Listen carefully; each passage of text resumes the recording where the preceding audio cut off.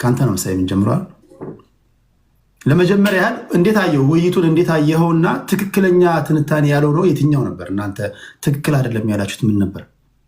ቤተ እምነቱን፣ ስርዓት አምልኮውን፣ አጠቃላይ በሃይማኖት ቤት ውስጥ ያሉ ሰዎችን የሚጎዳ ሞራል ሚነካ እነሱን ለማጥቃት ሻምፒዮን ለመሆን በመሸናነፍ በማሸነፍ ምናምን ሙድ በፍጹም አይደለም። እኛ አውርተናል በውስጥ በዚህ አይነት መንፈስ ውስጥ ሆነን የእግዚአብሔርን ስራ ልንሰራ አንችልም። መጽሐፍ ቅዱስን ልንጠቅስ አንችልም። እንደዚህ አይነት አሳፋሪ ግብዝነት በቤተ ክርስቲያን በሃይማኖት ሰዎች ዘንድ መታየትም የለበትም። ምናምነውን ያመንበትን ምንኖርለትን የተረዳነውን የተማርነውን ምናውቀውን ነገር ነው ሪፍሌክት የምናደርገው። ከዛ ያለፈ ሌላ ተንኮልም ሌላ ኃይለ ቃልም መናገር አንፈልግም። የሚናገርም ሰው አይኖርም። ኦፌንሲቭም አንሆንም ልንሆንም አንችልም። በዛ በቅንነት ሰዎች ሉትራ እንደዚህ ነው የሚያምኑት፣ ፕሮቴስታንቶች እንደዚህ ነው የሚያምኑት፣ እንደዚህ ነው የሚረዱት የሚለውን ነገር ይውሰዱና አርጊው ያድርጉ። በዛ መልኩ ነው ያሰብነው። ምንድነው 3 አይነት ቅርጽ እንዲኖረው ነው የፈለግነው የዛሬ ውይይት። አንደኛው መጽሐፍ ቅዱሳዊ የሆነው አቋማችን ምንድን ነው፣ መጽሐፍ ቅዱሳዊ አስተምሯችን ምን ይመስላል። ሁለተኛው ደግሞ በቸርች ሂስቶሪካሊ ፕሮቴስታንቱ እንዴት ነው ነገሩን አንደርስታንድ የሚያደርገው ከአባቶች ጋር በተያያዘ ማለት ነው። ሶስተኛው ደግሞ በሉትራን ቴዎሎጂ አይከን ቬነሬሽን ወይም ለስዕል ማክበር ለስዕል መስገድ ምናምን ምን አይነት እነሱ ካነሱት ነገር አንጻር ሪሊ ደግሞ ፎርማቲቭ የሆነው የሉትራን አስተምሮ ደግሞ ምን ይመስላል የሚለውን በ3 ፓርት ነው ልናቀርብ የምንችለው። ሆፕፉሊ 2 ሰዓት በማይሞላ ጊዜ ውስጥ ጨርሰን አንተም ወደ ሌላ ፕሮግራም ትሄዳለህ ብዬ አስባለሁ። በዚህ ከተስማማን እንቀጥላለን። እንግዲህ ድል አንተ ልስጥ ቴዲ። መቀጠል እንችላለን። ያስማማኛል። እሺ እንኳን ደህና መጣችሁ በድጋሚ። ከታች ያላችሁ ታፕታፕ እያደረጋችሁ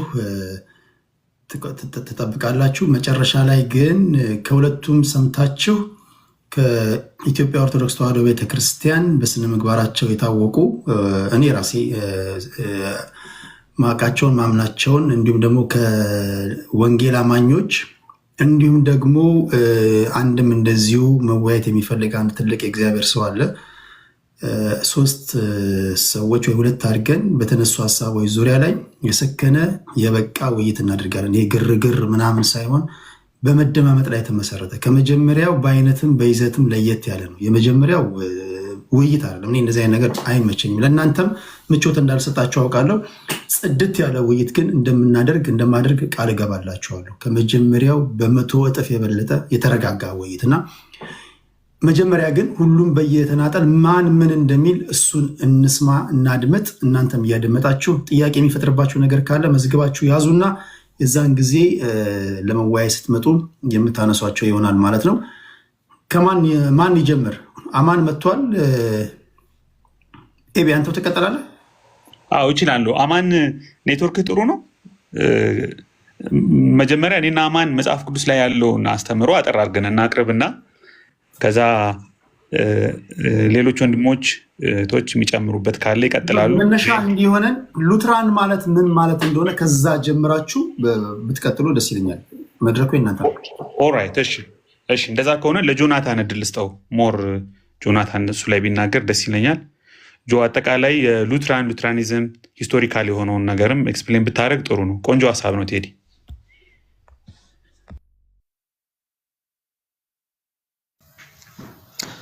እሺ እንግዲህ ሉትራን ብለን ስንናገር ወይ ደግሞ ሉትራንን ብለን ራሳችንን ስንጠራ የሆነ ድንገት በ16ኛው ሴንቸሪ ድንገት የመጣ በሪፎርመሮቹ አማካኝነት የተመሰረተ የሃይማኖት ተቋም አይደለም። መጀመሪያ ይሄ መታወቅ አለበት። እኛ ምንድነን ብለን ነው የምናስበው? ሪፎርምድ ካቶሊክ ነን ብለን ነው የምንናገረውም የምናስተምረውም። ከካቶሊክ ቤተክርስቲያን መስተካከል አለበት ብሎ ማርቲን ሉተር እንግዲህ እንደምታውቁት በ16ኛው መቶ ክፍለ ዘመን ብዙም ታሪኩን እንደዚህ ያክል በጣም አላሰፋውም። መስተካከል አለበት በዚህ ነገር ስተት ስላለ ይሄን ነገር ማረም አለባችሁ ብሎ ያነሳቸው አንዳንድ መጽሐፍ ቅዱሳዊና ታሪካዊ አርጊመንቶች አሉ እና ከዛ ተነስተው ተቃውሞውን አቅርቦ ነበረ። ፕሮቴስት አድርጎ ነበረ ከአንዳንድ ስተታዊ ከሆኑ ልምምዶች፣ ስተታዊ ከሆኑ የመጽሐፍ ቅዱሳዊ ከሆኑ አስተምሮቶች አንጻር ራሱን አግልሎ ነበረ። ነገር ግን እሱ ቤተክርስቲያን ለመመስረት አልነበረም። የሱም ዓላማ እንደዛ አይነት ኢንቴንሽን የለውም ነበረ። ነገር ግን በዛን ዘመን በነበረው ይሄ የፖለቲክስም ስርዓት የቤተክርስቲያንም ማስተዳደር ላይም ያለው ክፍተት እሱን ኤክስኮሚኒኬት ለማድረግ ሲታሰብ እንመለከታለን፣ ሲደረግም እንመለከታለን። ነገር ግን እነ ሉትራንስ ተብሎ ሲጠራ እሱ ኤክስኮሚኒኬትድ ከመደረጉም በፊት አርጊው የሚያደርገው ነገር ወደ ኦሪጂኑ ክርስትና ሃይማኖት ወደ ኦሪጂኑ እንመለስ፣ ባክ ቱ ዘ ኦሪጂን እያለ ነው የሚናገረው። ወደ ኋላ እንመለስ፣ ወደ ጥንቱ ሃይማኖታችን እንመለስ። እነዚህ ነገሮች ቤተክርስቲያን በቤተክርስቲያን ትራዲሽን በቤተክርስቲያን ዘመን የማይታወቁ ትምህርቶችና ፕራክቲሶች ናቸው። ሶ እነዚህን ነገሮች ማረም አለብን። ሶ ወደ ምን እንመለስ? ወደ ኋላ ወደ ኤንሸንቷ ቤተክርስቲያን እንመለስ፣ ወደ ሐዋርያቶቹ ወደ ተከሉት ቤተክርስቲያን እንመለስ ነው የሱ ዋናው ሐሳብ ማለት ነው። ሶ እንደዛ በሚልበት ጊዜ ምንን ያቀርባል? የእግዚአብሔርን መጽሐፍ ቅዱስ ብሎ የሚያምንበትን ያንን እንደ አስተምሮቱን ቤዝ ወይም ግራውንድ አድርጎ ይነሳል። የቸርች አባቶችን ወይም ደግሞ በቤተክርስቲያን ዘመን ውስጥ ያለፉ ቅዱሳት አባቶችንም ራሱ እያነሳ ከነሱ ትምህርቱን ለማሳየት ይሞክራል። እና እሱ ሲጀመር ይሄ ሉትራን የሚለውን ስም እንትን ልበላችሁና ሉትራን የሚለውን ነገር ያመጡት ላይክ በዛን ዘመን የነበሩ የሱ ተከታዮች እንደሱ አይነት አስተሳሰብ ያላቸው ተብሎ ነበረ ይሄ ስም የተሰጠው። እንደውም ባይዘው በ15 አካባቢ ይሄ ሉትራን ተብሎ የሱን ሐሳብ ተከትለው የተነሱ የሱን ተከታዮች ማለትም አብረውት ሲቃወሙ የነበሩ ማለት ነው። ይሄንን ሐሰተኛ አስተምሮና ይሄን ሐሰተኛ ልምምድ አብረው ሲቃወሙ የነበሩትን ሉትራን ብለው ጠርተዋቸው ነበረ። እና ይሄንን ስም ራሱ እንዳይዙ በዚህ ስም እንዳይጠሩ ራሱ ሉተር በጣም ትልቅ ትግል ሲያደርግ ነበረ። ዋናው ዓላማ ቤተክርስቲያን ወደ ጥንቱ ወደ ነበረችበት ወደዛ ሶርስ ትመለስ ነው። ሶ በቤተክርስቲያን ውስጥ ሆኖ ነው ማደስ የፈለገው እሱ። ነገር ግን ሁኔታዎች ሳይመቻቹ ቀሩ። እሱም ኤክስኮሚኒኬት ተደረገ እና እሱም በሱ በኩል ያሉትም ደግሞ ሉትራን ተብለው ተጠሩ ማለት ነው። እና ስማችን በዚህ አንጻር ነው የተነሳው። ግን እኛ ክርስቲያኖች ነን።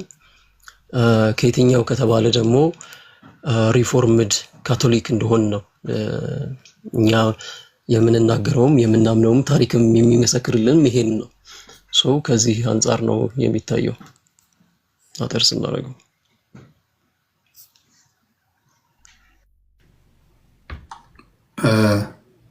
ጆናታን ከጨረሰ ማን ኦኬ። የተነሱ ነገሮች ላይ እናንተ አሁን ማስተካከያ መሰጠት አለበት የምትሏቸው ምንድን ናቸው?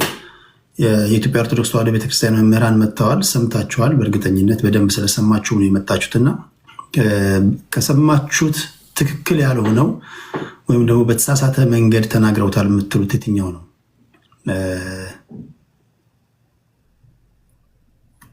ወደ አማን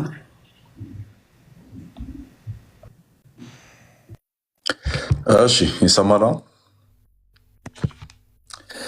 ዳስ ናይስ። አሪፍ ጥያቄ ነው ቴዲሻ። የተነሱ ሀሳቦች ላይ ምናልባት ድጋሚ ልመለስባቸው እችላለሁ። መጽሐፍ ቅዱሳዊ ለማድረግ አይከን ቬነሬሽንም ማለት ነው ኦር ለስዕላት በኩል ለባለ ስዕሉ የሚደረግን ስግደት የሚለውን እሱን ለማጽደቅ የተጠቀሱ የመጽሐፍ ቅዱስ ክፍሎች አሉ። እኔ ያስኳቸው ወደ 8-9 ይጠጋሉ። ሌሎቹ የተደጋገሙ ናቸውና ምናልባት አሁን ላይ 3-4 አነሳና ድጋሚ ታይም የሚኖረን ከሆነ እዛ ላይ እንሄድበታለን። ግን ብዙዎቹ ተጨፍልቆ ወደ አንድ ሀሳብ መጠጋት የሚችሉ ናቸው የተነሱ ሀሳቦች። ፕሮቴስታንቶች የእኛን የአይከን ቬነሬሽንን ለመቃወም የሚጠቀሙት የመጽሐፍ ቅዱስ ክፍል ዘጸአት ምዕራፍ 20 ቁጥር 4 ነው። በላይ በሰማይ በታች በምድር ከምድርም በታች በማንኛውም ምሳሌ ያለውን ነገር ለራስህ አትቅረጽ፣ አታምልካቸው፣ አትስገድላቸው የሚለውን ነው የሚል ነው እና ያ ክፍል እኛን ሪፊት ሊያደርግ እንደሚችል ተጠቅሷል። ታች ወርዶ ከጭቃ መሰዊያን ስራ፣ ኪሩቤሎችን አዘጋጅ፣ ጥልፍ አዘጋጅ የሚሉ ክፍሎችን ይጋጫል የሚል ቴዎሎጂካል ሀሳብ በወንድማችን ዘማርያም እና በወንድማችን መዝሙረ ያሬድ በኩል ጥቅሶቹ 1-2 ሲጠቀሱ ነበር ነው እና በብዛት የተጠቀሱ ክፍሎች ዘጸአት 24ን ማየት ይቻላል። አንደኛ ነገሥት 6:23 6:29 እዛው 7:29 9:3 ሕዝቅኤል 10 እና ሕዝቅኤል ምዕራፍ 4 ከቁጥር 1 እንዲሁም ዘውልቁ ምዕራፍ 21 ቁጥር 18 ሁሉም አንድ አይነት ሀሳብ ነው የሚያወሩት። እነዚህ ሀሳቦች ተጠቅሷል። የምር እኛ ቤተክርስቲያን ውስጥ ስዕላትን አስቀምጠን በማጠናችን ስዕላትን አስቀምጠን መዘመራችን ኦር አምልኳዊ ተግባራትን ማድረጋችን ዲቮሽናል የሆኑ ነገሮችን ማድረጋችን ጣዖት አምልኮ ከሆነ ደን እዚህ ቦታ ላይ እግዚአብሔር ኪሩቤሎች እንዲዘጋጁ ሌሎች በቤተ መቅደስ ውስጥ የሚደረጉ የአምልኮ ስርዓቶች እንዲዘጋጁ እነዚህን ትእዛዛት በእነዚያውን በጠቀስኳቸው ክፍሎች ላይ መስጠቱ ራሱ ነው የመጀመሪያው ጣዖት አምልኮን ያበረታታው ኦር የነገረው ወደሚያስበል ድምዳሜ ያደርሳላ የሚል ነገር ነው ሲንጸባረቅ የነበረው። አይታችሁ ከሆነ ክፍሉን እናነባለን። የመጀመሪያው ቃል እግዚአብሔር ስለሆነ ማለት ነው። 24 ላይ እንደዚህ የሚል ነው ያለው። ሁለተኛው ትእዛዝ ነው ከ10ቱ ትእዛዛት መካከል። የመጀመሪያው ቁጥር 3 ላይ ያለው ነው። ከእኔ በቀር ሌሎች አማልክት አይሆኑልህ የሚል ነው። ደን አማልክት አይሆኑልህም እንዴት ነው ማይሆኑልህ የሚለውን ሲናገር 4 ላይ ያለውን አማልክት ተብሎ ሊመጡ የሚችሉ እነማን ናቸው? ደን ያህዌ የእስራኤል ብቸኛው አምላክ ዩኒክ የሆነ አምላክ የቃል ኪዳን አምላክ መሆኑን ባይዞ ቃል ኪዳን እየተገባ ያለበት ክፍል ነው። ይህ ክፍል ኮቨነንት እየተገባ ያለበት ነው። እግዚአብሔር ከህዝቡ ጋር ኪዳን እየገባ ያለበት ክፍል ነውና ደን እንዴት ነው ሌሎች አማልክት ሊሆኑለት ለእስራኤል የማይችለው የሚለውን ነገር ሲያጸናው ቁጥር 4 ላይ በላይ በሰማይ ካለው በታችን በምድር ካለው ከምድርም በታች በውሃ ላይ ካለው ነገር የማናቸውንም ምሳሌ የተቀረጸውንም ምስል ለአንተ አታድርግ ይላል ማለት ነው። የፕሮቴስታንት ስታንድ እዚህ ላይ ምንድን ነው?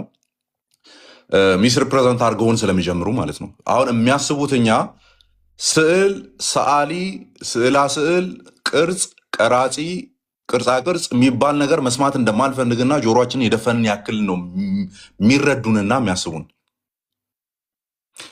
ስንቃወም ምንድነው እየተቃወምን ያለ ነው? ደን አላልንም ብለን ስናስብ አርፈን በተቀመጥንበት ስንቀመጥ ምንድን ነው እያልን ያሉ ነው የሚለውን ነገር ሲጀመርም አልተረዱትም ነው የመጀመሪያው። አንደኛው ስዕላትን ቶታሊ ከዓይናችን ፊት አጥፉ የሚል ነገር የፕሮቴስታንት ቴዎሎጂ የለም ከጅምሩ። ስዕል የሚባል ነገር መኖር የለበትም። ቅርጻ ቅርጽ የሚባል ነገር መኖር የለበትም። በቃ እሱ የደረሰበት ቦታ ላይ አንደርስም የሚል ነገር የለም። ያለው ምንድን ነው? እሱን ነገር ከፊት ለፊት ታስቀምጥና ኢለመንት ኦፍ ወርሺፕ የምታደርገው ከሆነ የአምልኮ ግብአት የምታደርገው ከሆነ በሱ በኩል አድርገ የሆነ ነገር ጋር ደርሳለሁ ብለህ የምታስብ ከሆነ እሱ ነው አደጋውን። እሱ ነው አደጋው። መቀመጥ ይችላሉ፣ ኦኬ። ነገር ግን ኢንተርሚዲየሪ መሆን አይችሉም፣ መካከለኛ ሊሆኑ አይችሉም። በስዕሉ በኩል ተላልፎ ሊመጣ ምንም የሚችል ነገር የለም ነው እንጂ ስዕል አይሳል፣ ቤተክርስቲያን ውስጥ አይቀመጥ፣ ወር ሰዓሊዎች ጠፍተዋል የሚል ነገር የለም። ቅርጻ ቅርጽ አይኑር የሚል ነገር የለም። ደን ይሄ ክፍል እንዴት ይብራራል? ከዚህ በመነሳት ነው ቅድም የተጠቀሱ ክፍሎች ነገሥት ላይም ያሉት ሕዝቅኤል ላይም ያሉት ሌሎች ክፍሎች ዘውልቁ ላይም የተጠቀሱት በሙሉ አብረን እየመለስን የምንሄደው ማለት ነውና እዚህ ክፍል ላይ የኦርቶዶክሳዊ ፍቺ ብሎ ወንድማችን ዘማርያም ይመስለኛል የተናገረው ምን የሚል ነው? ስለ ጣዖታት የተነገረ ነው። እኛ ደግሞ ጣዖታትን ስለማናመልክ የተቀሩትን ነገሮች ማድረግ እንችላለን ነው። የምር ይሄ ክፍል ውጭ ያሉ ጣዖታትን ብቻ የሚመለከት ነው ወይ ነው ያልኩት። አይመለከትም አይደለም ያልኩት። በውጭ ያሉ ጣዖታትን ብቻ የሚመለከት ነው ወይ? ራሱ እውነተኛው አምላክ በምንም ምሳሌ መመሰል እንዳልፈለገ የሚናገር ክፍል አይደለም ወይ? ራይት አይደለም ወይ? ከእኔ በቀር ሌሎች አማልክት አይሁንልህ የሚለው እግዚአብሔር ዩኒክ መሆን ፈልጓል በህዝቡ መካከል። ስለዚህ እሱን የሚመለከት ነገር ነው እየተወራ ያለው ማለት ነው። ከዚያስ ይሄ እኔ ዩኒክ መሆኔ ለየት ያልኩ መሆኔ በምን ይገለጣል ሲባል ምስል የሚባል ነገር እንዳታስጠጋ እንዳትስል፣ ከላይ በሰማይ ከታች በምድር ከውሆች ውስጥ የሚንቀሳቀሱ ነገሮችን በሙሉ አምላክ ነው በሚል ሜንታሊቲ ዲቫይን ነው በሚል ሜንታሊቲ እንዳታመጣው ነው። የቤተክርስቲያን አባቶች ይህን ክፍል እንዴት እንደፈቱ ሌሎች ወንድሞች ይናገራሉ። አንድ ኦልድ ተስትመንት ስኮላር ልጥቀስላችሁና ኦልድ ተስትመንት ቴዎሎጂ ነው፣ ፖላር ራውስ ይባላል። ይህን ክፍል ሲያብራራ የብሉይ ኪዳን እንግዲህ ሊቅ ነውና ይህን ክፍል ሲያብራራ እንደዚህ ይላል። በሰከንድ ኮማንድ ሁለተኛውን ያየ ነው ማለት ነው። የኛው በላይ በሰማይ በታች በምድር የሚለው ማለት ነው። ሰከንድ ኮማንድ ሪኢንፎርስስ ዘ ኢምፖርታንስ ኦፍ ዘ ዋን ጋድ ኮንሰፕት። ሁለተኛው ትእዛዝ የአንድ አምላክን እውነታ የሚያጠነክር ነው፣ የሚያሳይ ነው። ኢዝራኤል መስት ናት ሜክ አይዶልስ ቤዝድ ኦን ኔቸር። እስራኤል ከሆነ ተፈጥሮ ላይ በመነሳት አይዶሎችን መስራት የለባትም የሚል ነገር ያስቀምጣል። ቦ ዳውን ቱ ደም ኦር ወርሺፕ ደም፣ ወድቃ ልሰግድላቸው ልታመልካቸው አይገባም። ከ4 እስከ 5 ያለው ማለት ነው። ዲስ ፕሮሂቢሽን አሁን ተመልከቱ፣ ጣዖታትን በተመለከተ ነው ብላ ነው ቤተክርስቲያናችን ምትፈታው ነው። ስለዚህ እውነተኛው አምላክ ጋር የተያያዘ ጉዳይ የለውም የሚለውን እሱ ሪፊት ለማድረግ ነው ይህንን እያመጣ ያለሁት። ዲስ ፕሮሂቢሽን ኮቨርስ ቦዝ ዘ ጋድስ ኤንድ ያህዌ። ዳስ ዘ ፖይንት። ይሄ ክልከላ ጣዖታትንም ያህዌንም የሚመለከት ነው። ምን የሚለው? እንዳትስል፣ ምንም አይነት ስዕል እንዳታመጣ። ምክንያቱም እግዚአብሔርን ያየው ማንም የለምና። ታይቶ ስለማይታወቅ የሽማግሌ ፎቶ ማስቀመጥ አትችልም። ታይቶ ስለማይታወቅ የወጣት ፎቶ ማስቀመጥ አትችልም። ታይቶ ስለማይታወቅ የጎልማሳ ልታስቀምጥ አትችልም። አለቀ። ስለዚህ ይሄ እሱ ነው ልትል አትችልም። ቅርጻ ቅርጽ ከሰራ በኋላ ስዕል ከሳልኩ በኋላ ይሄ እሱ ነው ልትል አትችልም። በሱ በኩል አድርጌ ወደዛ ደርሳለሁ ልትልም አትችልም ነው። ዳትስ ዘ ፖይንት። ስለዚህ ይሄ ፕሮሂቢሽን ይሄ ክልከላ ሁለቱንም ይመለከታል። ጋድስ አይደልስና ጣዖታትንና ያህዌን ይመለከታል ይላል። ከዚያስ ወደ ፖይንቱ ልምጣላችሁ። ሰርቴንሊ ሜኪንግ ኢሜጅስ ኦፍ ኤንድ ወርሺፒንግ አዘር ዴይቲስ ብሬክስ ዘ ፈርስት ኮማንድመንት። ቅድም ያየነውን ከእኔ በቀር አምላክ አይሆንላችሁ ሌሎች አምላክ አይሆንላችሁ የሚለውን ቅርጻ ቅርጹን መስራቱ በራሱ ያንን ያፈርሰዋል ይልና thus the second commandment in effect tells Israel በእርግጠኝነት ውጤታማ በሆነ መልኩ ሁለተኛው ትእዛዝ ለእስራኤል የሚናገረው ይሄኛው በላይ በሰማይ በታች በምድር ከምድርም በታች በማንኛውም መልክ ያለውን ለአንተ ምሳሌ አድርገ አትቅረጽ፣ አታምልክ፣ አትስገድላቸው የሚለው ማለት ነው። ለእስራኤል ምንን ይናገራል ሲባል ለዚህ ይላል it is forbidden to claim Yahweh in your supreme God yet bow down to others። ያህዌን ያናንተ ሉዓላዊ አምላክ ታላቁ አምላክ ብላችሁ ካሰባችሁ በኋላ ሌሎችን ደግሞ በምሳሌ አድርጋችሁ ልሰግዱላቸው ልታመልኳቸው አይገባም። ሶል አሊጀንስ ቱ ያህዌ is required nothing else ይላል ማለት ነው። በቃ ብቸኝነት ያህዌ ብቻ ሊመለክ ይገባል። at the same time the prohibition covers the image of Yahweh as well። ይሄ ነው ፖይንቱን እያወራ ያለሁት። ቅድም ጋድስ አይደልስ እንደ ያህዌ አለ፣ አሁንስ ያህዌንም ጨምሩ። ስለዚህ ይሄ ያህዌ ነው፣ ይሄ የእስራኤል አምላክ ነው። አሁን አንደኛው ፖይንት ምንድነው ተነግሮ የነበረው? ያው ሽማግሌዎች አሉ። እንግዲህ ሽማግሌ ነው፣ ምን ማድረግ አይቻልም። 3ቱ ሽማግሌዎች ማለት ነው የተቀመጡት።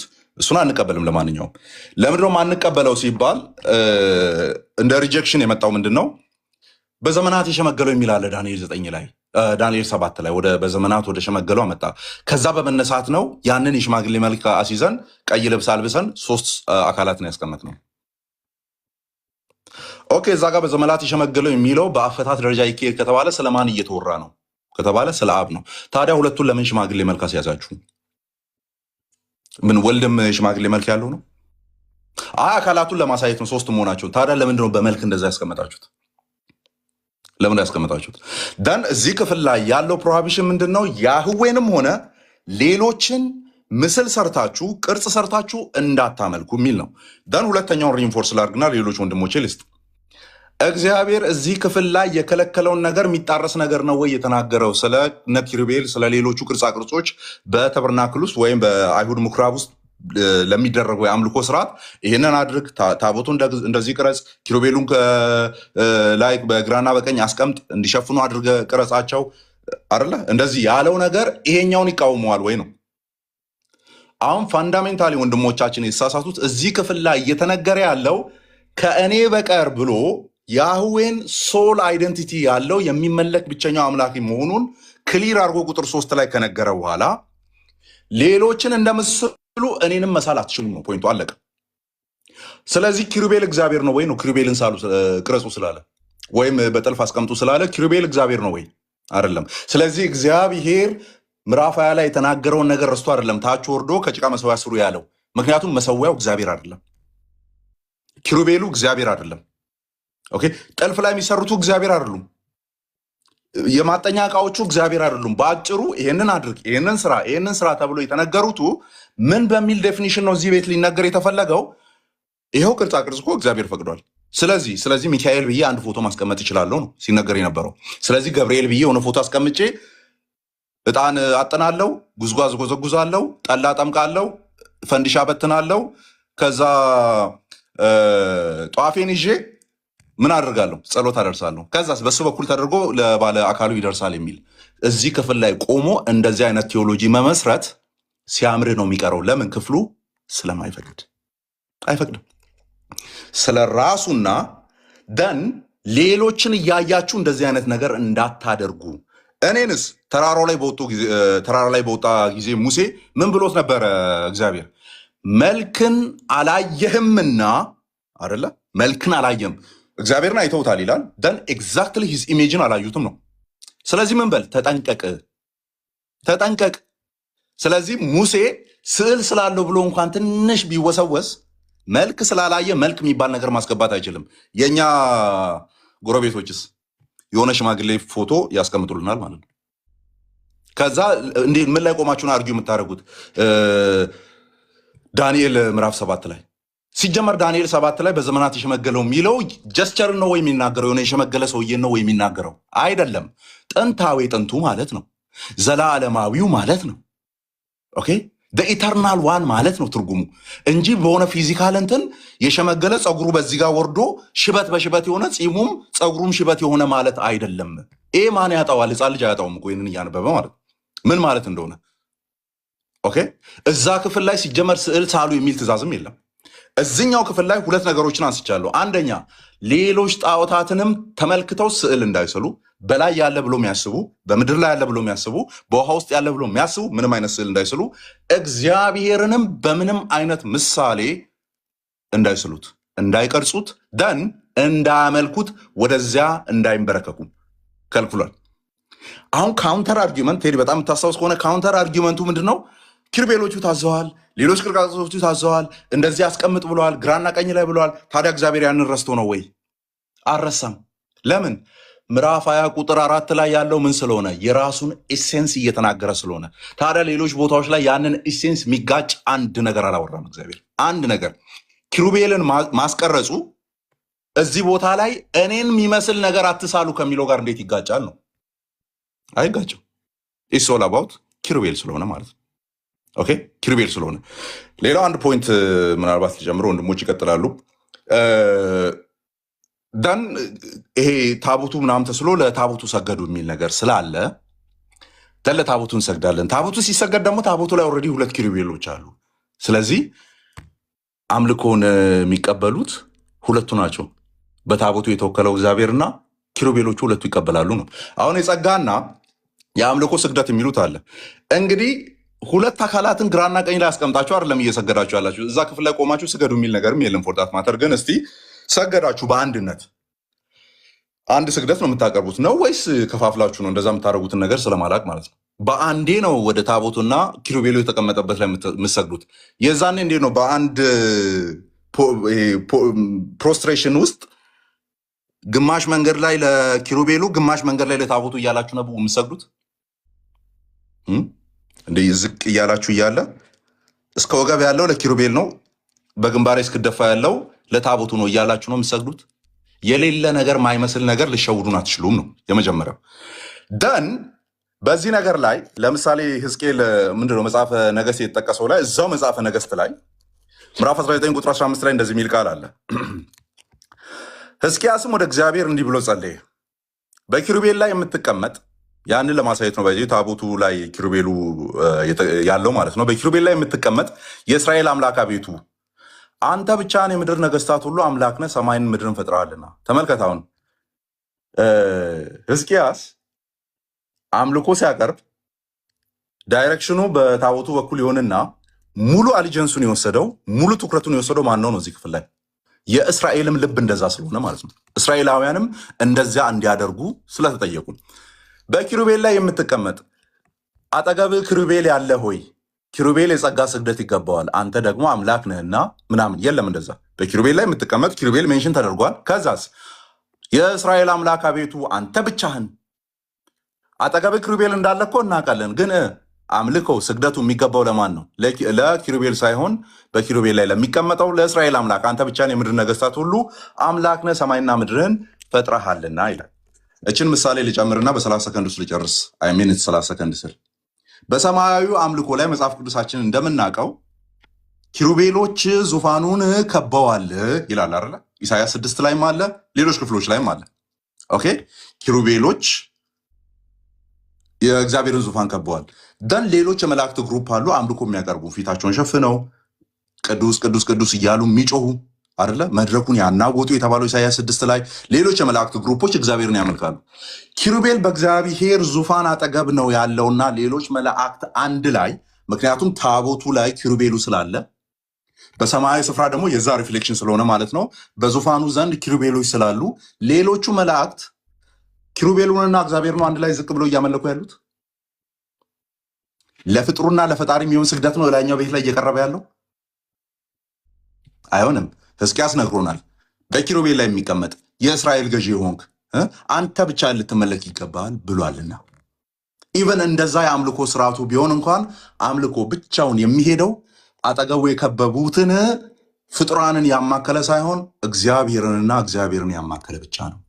ኦኬ ሌሎች የተነሱ ሀሳቦች አሉ። ብቻዬን እንዳልጨርስ እንሄድበታለን።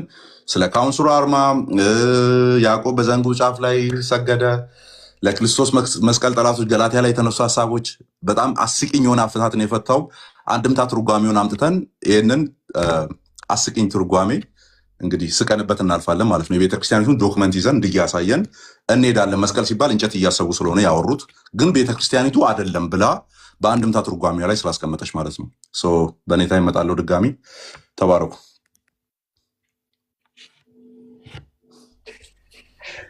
ቴዲ አማን ያላነሳቸው 2 ነጥቦች ልጨምርና በታሪክ ውስጥ ደግሞ ስዕልን በተመለከተ ምን ማስረጃ አለ የሚለው ወንድሞች ይናገራሉ። እሺ ይህንን ቪዲዮ ልክፈትላችሁ፣ ምናልባት ያላያችሁት ካላችሁ። ኤቢ ታብታብ አድርጎ ነው ያለው። እሺ ሌላ ነገር አለ ነው እንዴ?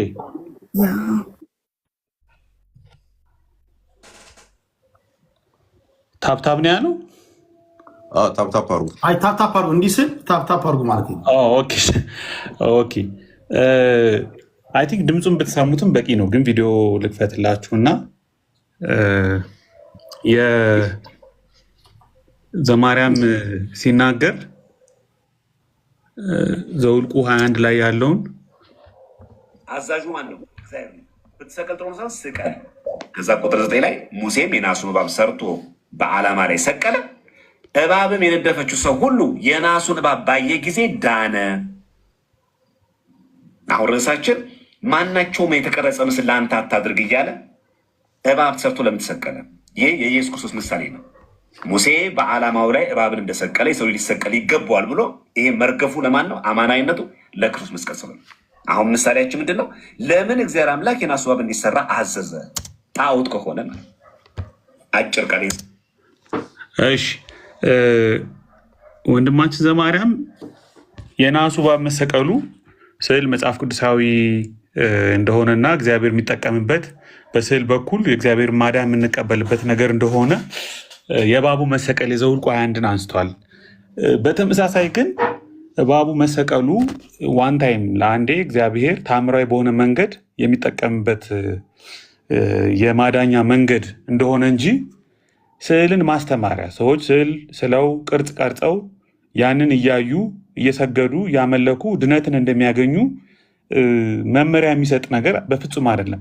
እንደዛ ቢሆን ኖሮ ይሄንኑ ራሱ የናሱን እባብ እስራኤላውያን አቆይተውት ይዘውት ቆይተው የተወሰነ የማክበር የማጠን አይነት ዝንባሌ ሲያሳዩ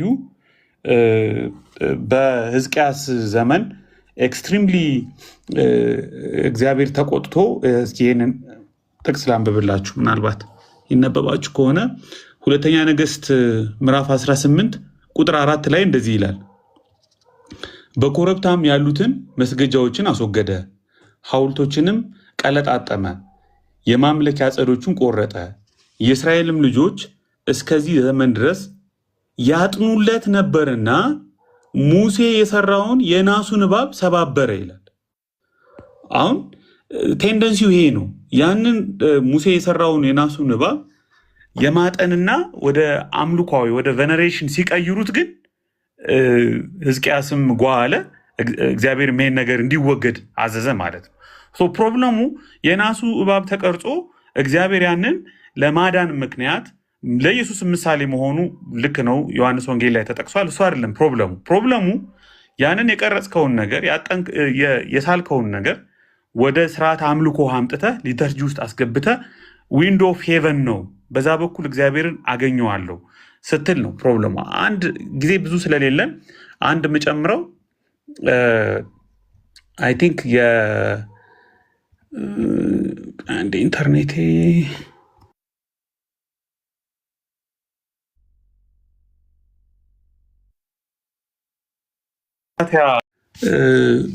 ቆይ ልክፈትላችሁ።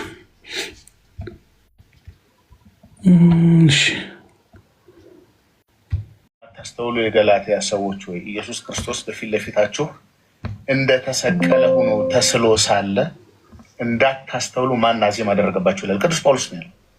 እንደተሰቀለ ሆኖ ተስሎ ሳለ እንዳታስተውሉ ማን አዜም አደረገባችሁ ይላል። በክፔር ይባል ቅዱስ ቁጥር 1 ላይ በደንብ ስሙት በድጋሚ በፊት ለፊታችሁ እንደተሰቀለ ሆኖ ተስሎ ሳለ እንዳታስተውሉ ማን አዜም አደረገባችሁ ይላል ቅዱስ ጳውሎስ ነው። ተመልከቱ።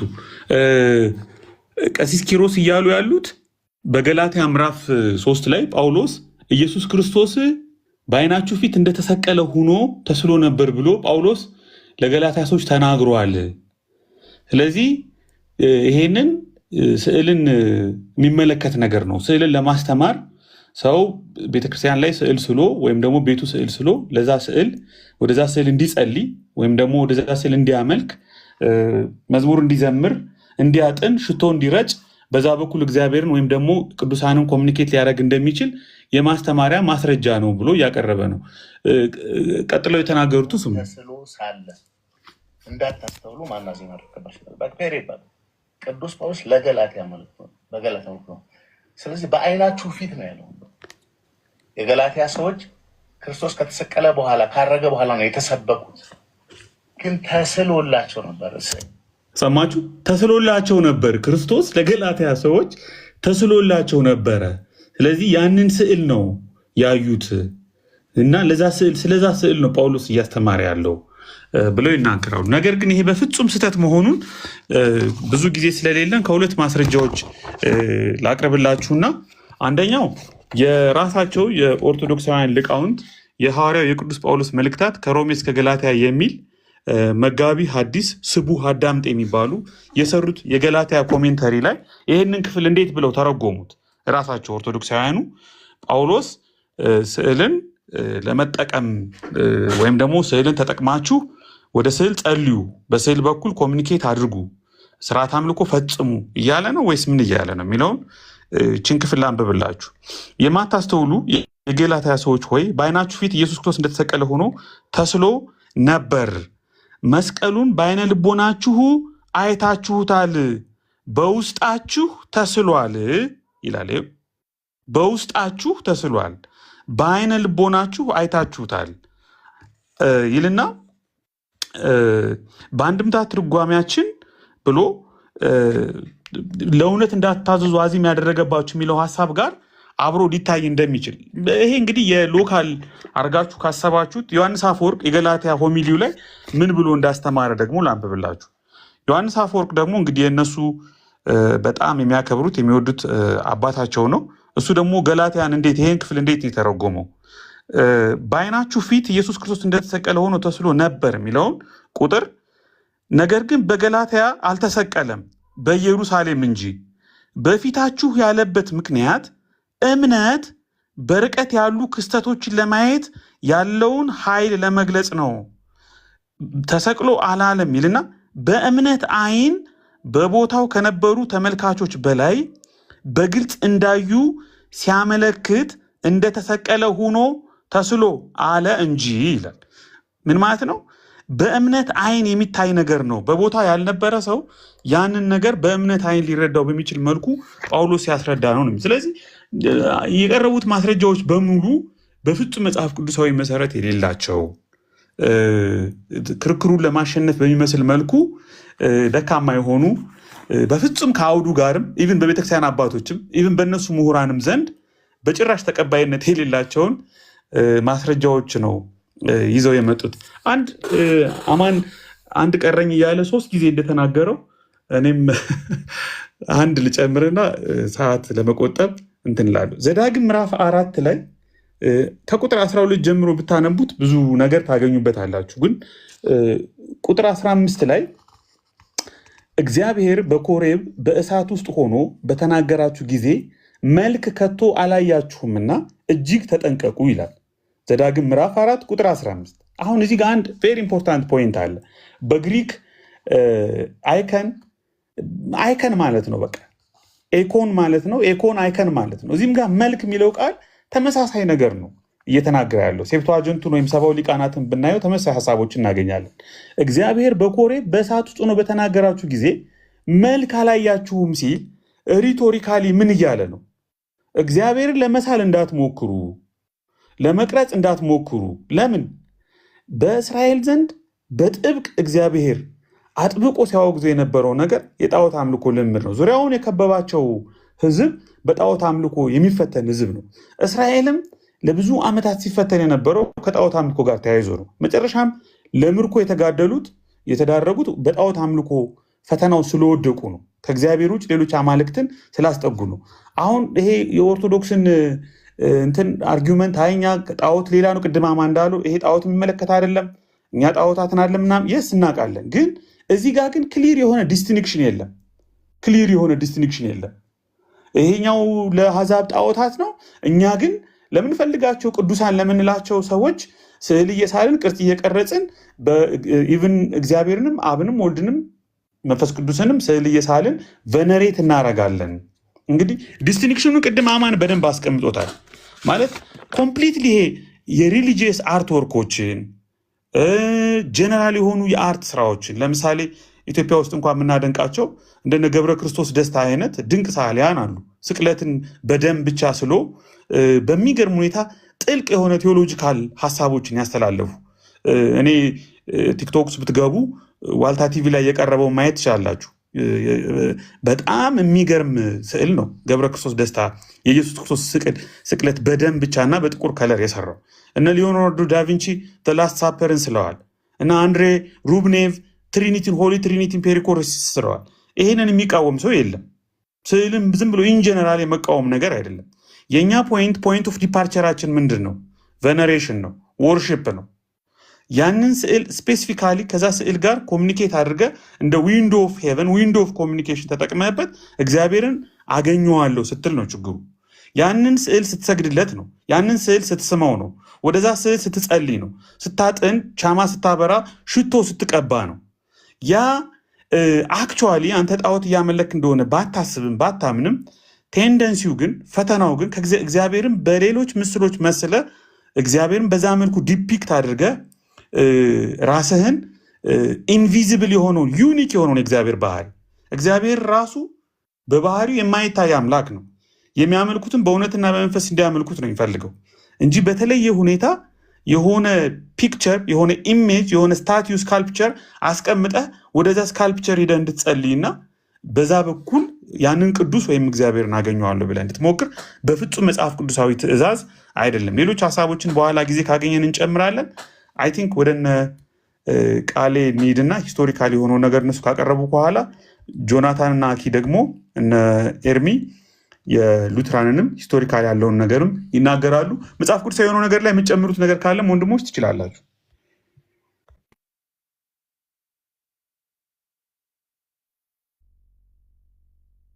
ምናልባት ቢብሊካል የሆነውን ነገር ካልጨረሳችሁ ከዚህ በኋላ ይሄኛውን የአይከኑን ካየን በኋላ ወደ ሂስትሪውን ካየን በኋላ ከምንመለስ አማኒ ወይ ደግሞ ኤቢ የቀራችሁ ነገር ካለ ግን ትንሽ ደቂቃ ውሰዱ ከኔ። ኦኬ ቃሌ አንድ እንትን ብቻ ነው ማሳየው። ቅድም ያነሳሁት አለና እሱም ብቻ ለማሳየት ነው። ምን የሚል ተወርቶ ነበረ የምታስታውሱ ከሆነ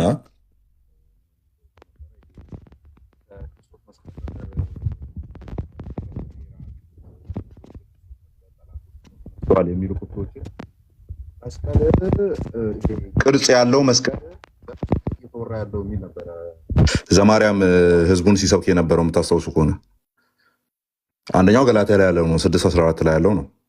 ሌላውን ታይም እንዳንወስድ በጣም ረጅም ደቂቃ ስላወራን ቃሌ አንተ ካወራ በኋላ ሄዳለው። ፊልጵስዩስ ላይ ያለው የክርስቶስ መስቀል ጠላቶች የሚለውን መስቀል የሚለውን እንጨቱን አድርጎ ከዛ በኋላ የእሱ ጠላቶች አድርጎ ነው የፈታው። ሲፈታ ቪዲዮ ላይ አይታችሁ ከሆነ እዚህ ጋር ቅድም ኤቤ የተጠቀመውን መጽሐፍ ነው የምጠቀመው።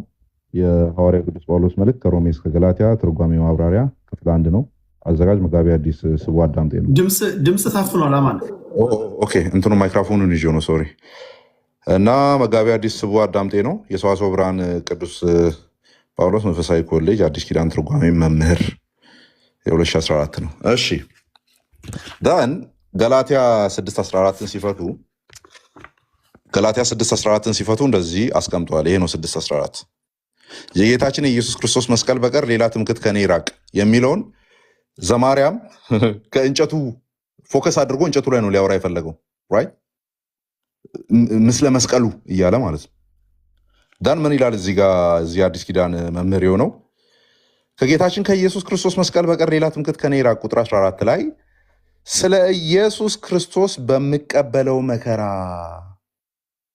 እንጨት አይደለም መከራ ነው እንጂ በሌላ አልመካም ወይም በእንጨቱ አልመካም አይደለም ያለው።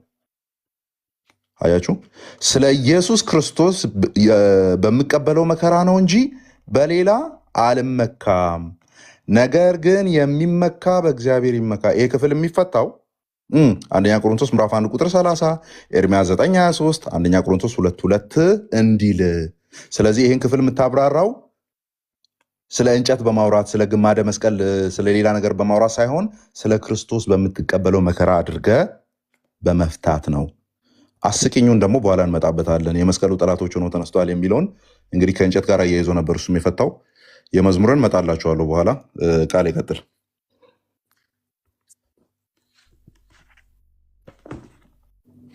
መልካም እሺ፣ በድጋሚ ሁላችሁንም ሰላም ብያለሁ።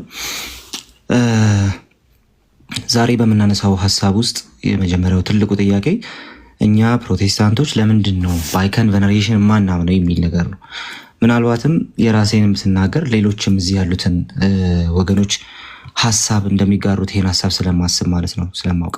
ስለዚህ ይሄንን በድፍረት ማለት እችላለሁ። ፕሮቴስታንት ሆኜ ከምቀጥልባቸው ምክንያቶች አንዱ አይከን ቬነሬሽንን አለመቀበሉ ነው። ፕሮቴስታንቲዝሙ ብዬ በድፍረት መናገር እችላለሁ።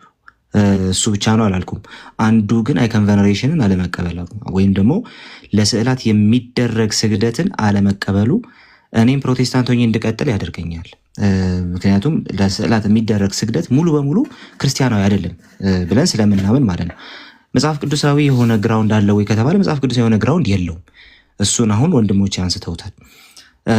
እነሱ ያነሱትን ነገር ተመልክታችሁ ከሆነ አይከን ቬነሬሽንን በተመለከተ መጽሐፍ ቅዱስ ላይ አሉ የሚባሉ ጥቅሶች ራሱ ሰልፍ ዲፊቲንግ ናቸው። ምክንያቱም ለኪሩቤሉ ሰገደ የሚል ከቤተ ክርስቲያን አባቶች ማምጣት አይቻልም። ወደ ቤተ ክርስቲያን ታሪክ ስለሆነ የምንሄደው ከዚህ በኋላ እሱም መያዝ ስላለብን ማለት ነው። ስለዚህ አይከን ቬነሬሽን ምንድን ነው?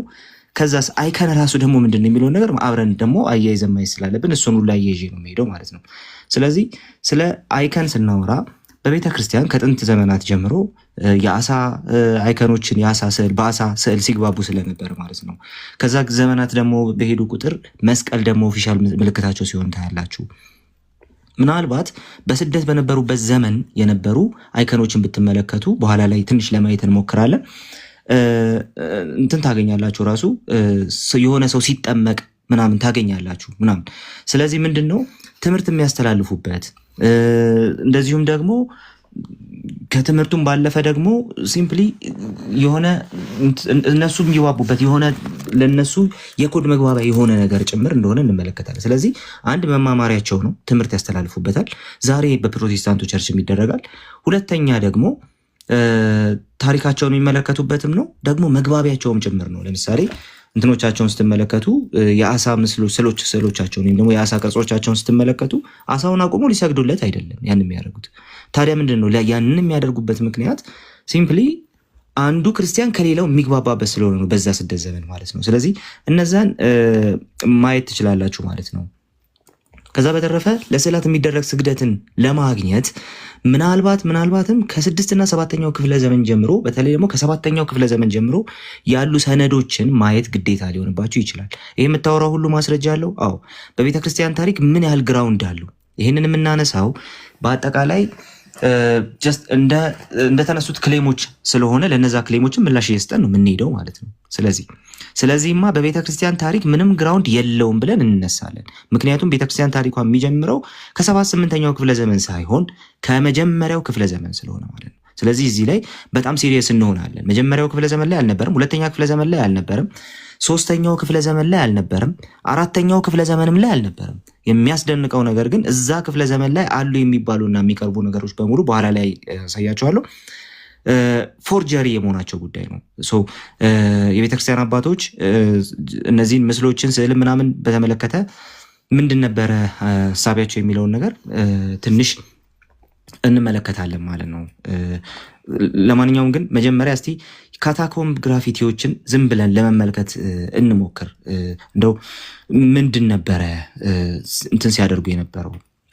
ምን ነበረ ሲያምኑ የነበረው? እንደው ስለዚህ አይከን ስለሚባል ነገር ምን ያምኑ ነበር የሚለውን ነገር በትንሹም ቢሆን ለማየት እንሞክርና ከዛ በኋላ እንትን እናደርጋለን ማለት ነው። ለምሳሌ እንደነዚህ አይነቶቹን ቅድም ሲያነሳ ስለነበረ ማለት ነው ወንድማችን ኤቢ ላይት ኢሹ ስላለብኝ ዛሬ ትንሽ ካሜራ አልከፍትም፣ ይቅርታ ይደረግልኛል።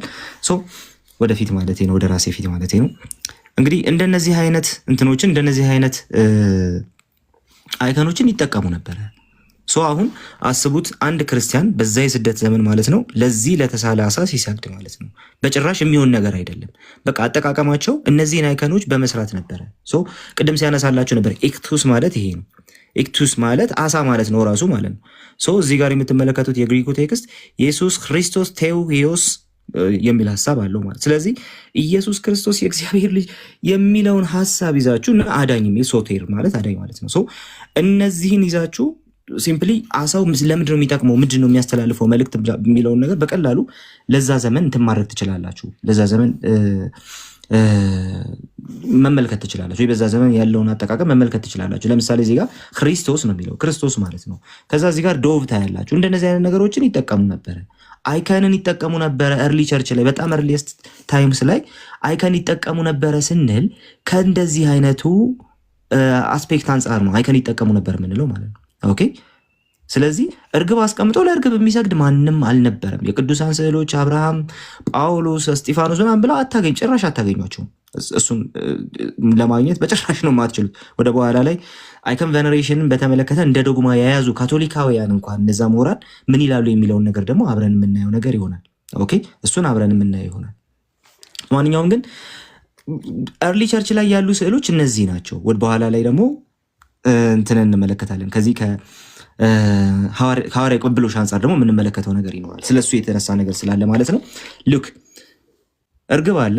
እቺ ዶቭ ሲምፕሊ በማንኛውም ካታኮምብ ውስጥ ወይም ደግሞ ጀስት በስደት የሚገቡባቸው የነበሩ ዋሻዎች ውስጥ ልታገኙት ትችላላችሁ። እንደዚህ አይነት እርግብ ማለት ነው።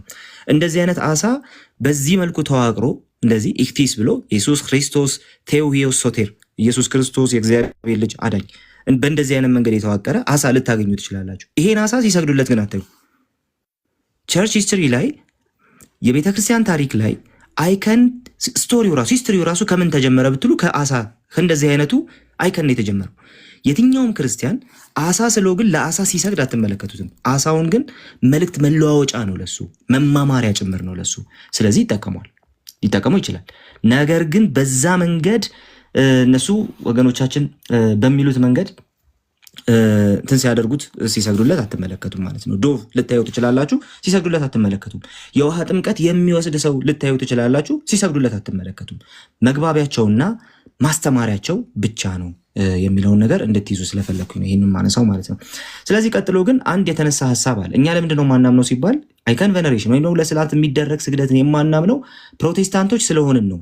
ለምንድን ነው ፕሮቴስታንቶች ስለሆንን የማናምነው ከተባለ ደግሞ መጽሐፍ ቅዱስን በትክክል ለመረዳት ካለን ቀናይነት የተነሳ ነው። መጽሐፍ ቅዱስን አንብበን መጽሐፉ የሚለን ነገር ለመታዘዝ ካለን ቀናይነት የተነሳ ነው። ያንን ስንል ደግሞ የቤተክርስቲያን ታሪክን ወደኋላ ጥለን አይደለም። የቤተክርስቲያን ታሪክ ግን ሰፖርት የማያደርገውን ነገር በጭራሽ ሰፖርት አናደርግም። የቤተክርስቲያን ታሪክን በመጽሐፍ ቅዱስ መዝን እንቀበላለን። ስለዚህ ወደ ሁለተኛው ነጥቤ ልምጣ። ሁለተኛው ነጥቤ የሚቀመጠው ደግሞ ሐዋርያዊ ቅብብሎች ከሚለው ነገር አንጻር ነው። ኦኬ፣ አንድ ሰው ሐዋርያዊ ቅብብሎች ስላለኝ በሐዋርያዊ ቅብብሎች ውስጥ ስለማልፍ መጽሐፍ ቅዱስ ብቻን አልቀበልም ሊል ይችላል። የሌላው ክሌም የተነሳው ክሌም ይሄ ስለነበረ ማለት ነው። ፕሮቴስታንቶች መጽሐፍ ቅዱስ ብቻን ነው የምንቀበለው ወይ ደግሞ መጽሐፍ ቅዱስ ብቻ የሚል ትምህርት ነው ያለን እኛ ሲሉ ምን እያሉ አይደለም ምን እያሉ ነው የሚለውን ነገር በተወሰነ መልኩ ላንሳና ከዛ በኋላ በቀጥታ በቤተክርስቲያን ታሪክ ውስጥ አሁን ስለዚህ ስለተነሳው ጉዳይ ያለውን ክርክር ደግሞ አይተን ከኔ ጋር እንትን እናደርጋለን ማለት ነው። ከዚህ ልጀምር። እኛ እንትን አንቀበልም፣ መጽሐፍ ቅዱስ ብቻን አንቀበልም፣ እነሱ መጽሐፍ ቅዱስ ብቻ ስለሚሉ ነው ለሚሉ ሰዎች መጽሐፍ ቅዱስ ብቻ ስንልኛ የቤተክርስቲያንን ታሪክ ገለል እያደረግን አይደለም። የቤተክርስቲያንን ታሪክ በመጽሐፍ ቅዱስ ብርሃን ፈትነን እየተቀበልነው ነው እንጂ። ስለዚህ የቤተክርስቲያን ታሪክን በትክክል እንቀበላለን እንላለን። የቤተክርስቲያን ታሪክን የምንቀበለው ደግሞ በቤተክርስቲያን ታሪክ ውስጥ የመጡ ነገሮችን የምንቀበለው ደግሞ መጽሐፍ ቅዱስ በሚነግረንና በሚያዘን መሰረት ብቻና ብቻ ነው ብለን ደግሞ እናምናለን ማለት ነው። ስለዚህ ይሄ የመጀመሪያው ጉዳይ ነው። ታዲያ ወደ ሐዋርያዊ ቅብብሎች እንምጣና ሐዋርያዊ ቅብብሎቹ ራሱ አይከን ቬነሬሽንን ግን እንትን ያደርጋሉ። አሁን እየተባለ ያለው እሱ ስለነበር ማለት ነው። አይከን ቬነሬሽንን ራሱን ሐዋርያዊ ቅብብሎች ሰፖርት ያደርጋሉ ወይ ወደሚለው ሀሳብ ደግሞ እንምጣ። ሪሊ አይከን ቬነሬሽን ሰፖርት ያደርጋሉ? ቪዲዮ እያሳየ ከሆነ ግን አይታይም፣ ጨለማ ነው። አሁን ሸፈን አድርጌው ነው አሳያለሁ። አሁን እሺ፣ እያሳየ ከሆነ እሺ፣ ቴንክ ዩ። ስለዚህ አይከን ቬነሬሽንን ግን የቤተክርስቲያን ታሪኩ ራሱ አይቀበለውም፣ ወይም ደግሞ ለስዕላት የሚደረግ ስግደትን የቤተክርስቲያን ታሪኩ ራሱ አይቀበለውም ብለን ግን በጽኑ እናምናለን። መጀመሪያ እንደው በጣም ስለ አይከን ሲወራ ስለነበረ እንደው የማንቀበለው ነገር ምንድን ነው? የቤተክርስቲያን ታሪክ ውስጥ እንደው ለስዕላት የሚደረግ ስግደት አለ ምናምን ሲባል ለምን አንቀበልም የሚለውን ነገር ለምሳሌ እነ ወንድም ዘማርያም በጥሩ ሁኔታ አስቀምጠዋል። ስለ አይከን ቬነሬሽን ቤተክርስቲያን በሐዋርያዊ ቅብብሎች ውስጥ እንዴት እንደምትቀበለው ማለት ነው። ነገር ግን ሪሊ እውነት ነው ወይ የሚለውን ነገር ከራሷ ከቤተክርስቲያኗ ትምህርት ተነስተን ደግሞ ማየት ስላለብን እሱን ማድረግ ይኖርብናል ማለት ነው። ለምሳሌ ስለ ስዕላት ስለሚደረግ ስግደት ቤተክርስቲያኗ ምን ትላለች የሚለውን ነገር አሳይቼ ከዛ በኋላ እንቀጥል። እንግዲህ ይህንን መጽሐፍ ሁሉም ሰው ያውቀዋል ብዬ አስባለሁ። ይህን መጽሐፍ ሁሉም ሰው ያውቀዋል ብዬ አስባለሁ። የኢትዮጵያ ኦርቶዶክስ ተዋሕዶ ቤተክርስቲያን እምነት፣ ስርዓት፣ አምልኮትና የውጭ ግንኙነት። ይህ መጽሐፍ ማለት አሁን 3ኛ እትም የደረሰ መጽሐፍ ነው። በአቡነ ማትያስ ዘመን 3ኛ እትም ደርሷል ይህ መጽሐፍ ማለት ነው። ጳጳሳቱ ያለፉት አቡነ ጳውሎስም የአሁኑም አቡነ ማትያስ ጭምር ሀሳብ የሚሰጡበት ወይም ደግሞ በእነሱ ፍቃድ የሚታተም ነው። ለምሳሌ በአቡነ ጳውሎስ ፈቃድ የታተመ ኦኬ። እነዚህ ጳጳሳት እንግዲህ 18 ሊቃውንት ናቸው ይህ መጽሐፍ የጻፉት። 18 ሊቃውንት ናቸው። ማንም ሰው መጽሐፍ እዚህ ላይ የተጻፈውን ነገር አልቀበልም ማለት አይችልም ማለት ነው። 4 ሰዎች ደግሞ የኤዲቶሪያል ስራ ሰርተውበታል። ከዛ እንግዲህ በዚህ መጽሐፍ ላይ ምንድን ነው ያስቀመጡት መልእክት የሚለውን ነገር እንመልከት። ሉክ የብፁዕ አቡነ ጳውሎስ የብፁዕ ቅዱስ አቡነ ጳውሎስ ፓትርያርክ ርዕሰ ሊቃነ ጳጳሳት ዘኢትዮጵያ መልእክት ይልና ኦኬ ለምዕመናኑ ያስቀመጡትን ሀሳብ ላሳያችሁ። እዚህ መጽሐፍ ላይ የተቀመጠን ነገር አልቀበልም ማለት አትችሉም። ተመልከቱ። ካልጠየቁ አያውቁ፣ ካላወቁ አይጸድቁ ነውና ምዕመናን ሃይማኖታቸውን ስርዓቱንና ትውፊቱን ሊረዱ ይገባል ይሉና ስለ እምነታችን ሊያውቁ ለሚሹም የውጭ ሰዎች መጽሐፉ በእንግሊዝኛ ቋንቋ ተተርጉሞ ስለቀረበ ለማንበብ ያመቻቸዋል እያሉ ይቀጥላሉ። ኦኬ ከዛ በኋላ እንግዲህ ጳጳሱ ናቸው የሚናገሩት። ከዚህም ሌላ በኦሪየንታል ኦርቶዶክስ እና በምስራቅ ኦርቶዶክስ በአብያተ ክርስቲያናት በኦርቶዶክስ አብያተ ክርስቲያናትና በምዕራብ አብያተ ክርስቲያናት መካከል ባለው የትምህርተ ሃይማኖት ቀኖናና ስርዓት አምልኮ ልዩነት ላይ ውይይት ሊደረግ ይገባዋል የሚሉ ወገኖች ሁሉ የቤተ ክርስቲያናችን ጥንታዊ ትክክለኛና የማይዛባ የእምነትና ስርዓት በዚህ መጽሐፍ ውስጥ የተገለጸ መሆኑን እንዲያውቁልን እንሻለን ይላሉ። አንድነት ይምጣ ቢባል እንኳን ይህንን ባልጣሰ መልኩ ነው። እዚህ መጽሐፍ ላይ የተቀመጠውን ነገር ባልጣሰ መልኩ ነው። ስለዚህ እዚህ መጽሐፍ ላይ የተቀመጠው ነገር የቤተክርስቲያኒቱ ትምህርትና እምነት ነው። አለቀ። የቤተክርስቲያኒቱ ትምህርትና እምነት ነው። ስለዚህ ስለ ስዕል በዚህ መጽሐፍ ላይ የተቀመጠ ነገር ቤተክርስቲያኒቱን ዲፋይን ያደርጋል። አንድ ሁለተኛ በሐዋርያዊ ቅብብሎች የመጣ ትምህርት ነው ያለን ስላሉ ያ ማለት ከሐዋርያት ጀምሮ ባልተቆራረጠ መልኩ የመጣ ቅብብሎች ነው ያለን በትምህርት ላይ ምንም አይነት እንከን አይገኝብንም ስላሉን ኦኬ ከሐዋርያት ጀምሮ የተቆራረጠ የመጣ ከሆነ እንከን ስለማይኖሩ ማለት ነው ስላሉን ይህ መጽሐፍና ይህ የሐዋርያዊ ቅብብሎች ክሌም የስዕል ትምህርት ነው ወይም ደግሞ ለስዕል የመስገድን ትምህርት ፕሩቭ ሊያደርገው ይገባል። በኃይል ነው ፕሩቭ ሊያደርገው የሚገባው። ስለዚህ እሱን አሁን እንፈትናለን ማለት ነው። ይህ መጽሐፍ ገጽ 96 ላይ እንደዚህ በማለት ይናገራል። ገጽ 95 እና 96 ላይ እንዲህ በማለት ይናገራል። ስዕሎች ለምን ይሳላሉ የሚለውን ነገር ያስቀምጣል ምናምን። ከዛ በኋላ ስለ ጌታ ስዕል ታሪኮች አሉ ይላል። ይሄኛውን ወደ በኋላ ላይ ጊዜ ካለ እናነበዋለን። ከዚህ በፊትም አንብቤላችኋለሁ። ምናልባት እኛ ጋር የምትመጡ ሰዎች ካላችሁ ማለት ነው። ኢየሱስ ክርስቶስን ሐዋርያው ዮሐንስ ስሎታል ይላል። ሐዋርያው ዮሐንስ ከሳለው በኋላ ራቁቱን አድርጎ ስሎት ነበረ። ከዛ በኋላ እንዴት ራቁቴን አድርገህ ትስለኛለህ ይለዋል። ከዛ ስዕሉን ይስመዋል። ስዕሉን ከለሜዳ አስታጥቆ ከሳለው በኋላ ወንጌላዊ ስሎ ሲጨርስ ስዕሉን ቢስመው ከንፈሩ ከስዕሉ ጋር ተጣብቆ ቆይቷል ይልና ስዕላት ላይ የሚደረግ ተአምራት ጀመረ የሚለው እዚህ ጋር ነው። ይህ ሁሉ ከስዕሉ የታየው ተአምራት ነው ይላል። ጥያቄ አንድ አይከን ቬነሬሽንን የማንቀበልበት ምክንያት እንደዚህ አይነት ታሪኮች ታማኝ ያልሆኑ ታሪኮች ጭምር አይከን ቬነሬሽን ውስጥ ስለሚገቡ ነው። ከስዕሉ የታየ የመጀመሪያ ተአምራት ከስዕሉ የታየ ተአምራት ይሄ ነው። ከንፈሩ ዮሐንስ ከስዕሉ ጋር ተጣብቆ ቆይቷል። ዮሐንስ እንግዲህ አስቡት፣ ዮሐንስ ወንጌልና ሌሎች 3 መልእክቶች ጽፏል። አራት ጽሁፎችን ጽፏል። መጽሐፍ ቅዱስ ላይ 4 ጽሁፎች አሉት። ኦኬ ሐዋርያው ዮሐንስ ራሱ ማለት ነው ጠቅሶት አያውቅም። መጀመሪያ፣ ሁለተኛ፣ ሶስተኛ፣ አራተኛ ክፍለ ዘመን ላይ ይሄን ታሪክ ያነሳ የቤተክርስቲያን አንድ አባት የለም። በሐዋርያዊ ቅብብሎች የመጣ ትምህርት ነው ያሉን ሰዎች በትውፊት መጣ የሚሉትን ይሄንን ከመጀመሪያ፣ ሁለተኛ፣ ሶስተኛ ክፍለ ዘመን አምጥተው ይሄ ስዕል ተአምር ሰራ ያሉትን ስዕል ማለት ነው ፕሩቭ ሊያደርጉት አይችሉም።